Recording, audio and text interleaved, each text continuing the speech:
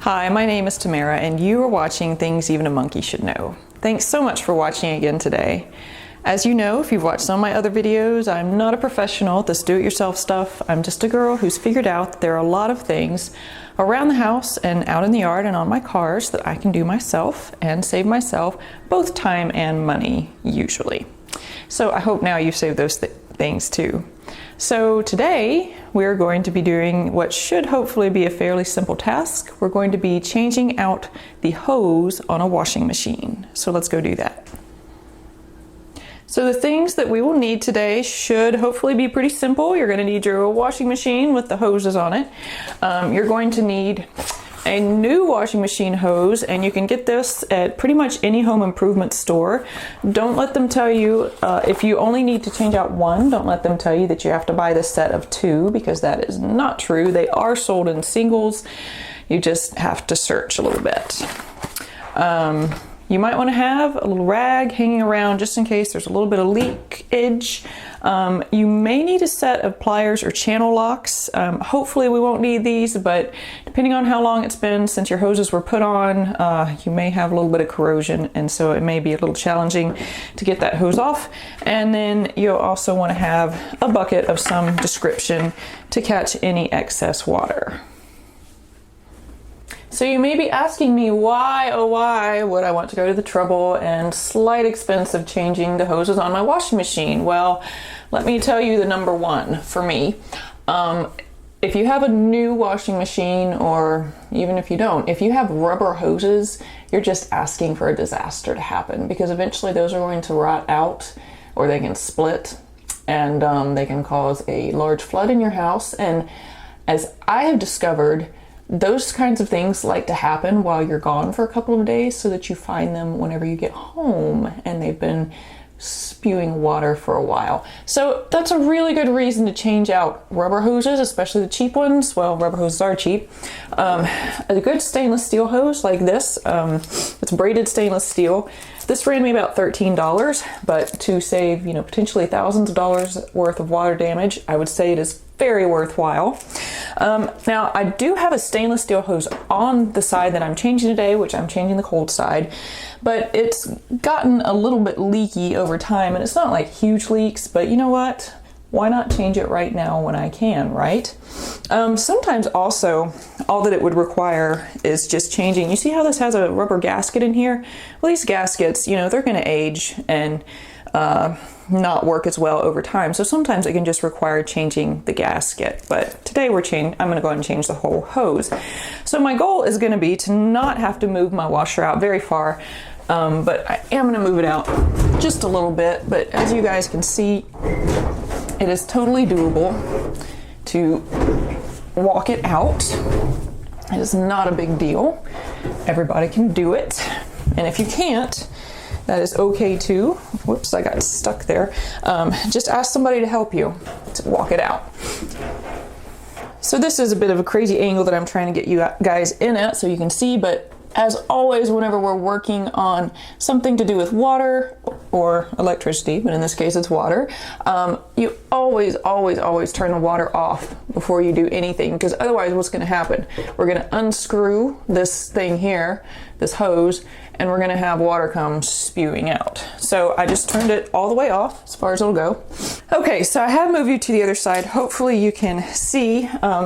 This is one of those incredibly frustrating and small spaces to try to get into to show you guys what I'm doing, but just know that I'm now going to be frustrating with my channel locks just a bit to work on getting this to unscrew. And I hope you can see it is unscrewing, and it's already, there's some nastiness there.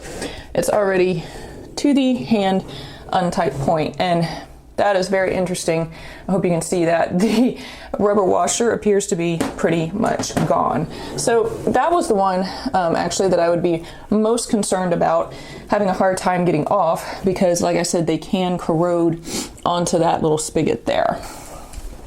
So as you can see, we have cold and hot. Like I said, I was removing the cold, so I'm gonna go ahead and take it off the back of the washer now. And again, it would be a little more than hand tight on the back of the washer. So I'm gonna go ahead and get that off, and as soon as I get it, see how there's a little bit of water leaking out? As soon as I get it unscrewed, I'm gonna go ahead and dump it into the bucket here so that it can finish doing whatever it wants to do as far as pouring water out into that bucket. And since I have you in this position, I'm gonna go ahead and I'm gonna go ahead and attach the new hose here. Yes, I will have to get back there and clean up the water, but I won't make you watch me do that. So I'm gonna go ahead and hand tighten it, and you can see that this is plastic. So I'm gonna go a little bit beyond hand tight using my channel locks, but you don't wanna go too tight because you can actually snap this plastic part off, and then you will either be calling a repairman or you will be getting a new washer, and nobody wants to do that when we're trying to save money by changing out our hose. Okay, so then I'm going to go ahead and put on my new hose. And again, gonna hand tighten. That actually is not a ring of rust. I don't know what that is. There's no telling in this house. So then I'm gonna just use my channel locks and tighten. Remember, to tighten, you go clockwise. Untightening, it's counterclockwise. So right now we're turning to the right. And again, you don't have to over tighten this stuff because we do have a nice brand new rubber washer in there that should hold the water in pretty well, right? Okay, good. So now our final part of this chore, which it's not really a chore because it doesn't really take very long, is just to turn the water on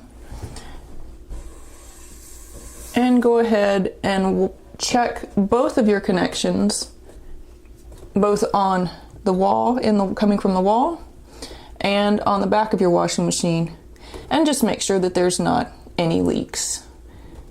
And I see that mine is great. No leaks. So that's exactly what we want. So we just go ahead, whoops, and turn it on. I was turning it the wrong way.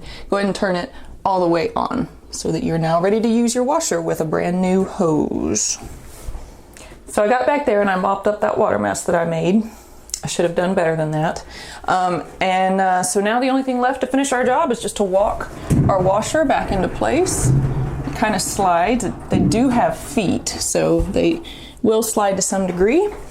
And make sure that you get it where you want it, and then you're done. Yay. So that was super easy to do, right? It took, again, like 2 minutes. And it's really important. I've been going through my house and trying to find all the little places that could potentially sprout a leak while I'm gone or while I'm home. Sometimes you might not find something that leaks for a few hours still, and it can still do some pretty major damage. So I do think it's important not to have those cheap hoses on the washing machines. And I hope that you never, ever have the experience of coming into a home with an inch or two of water in it, because it is crap.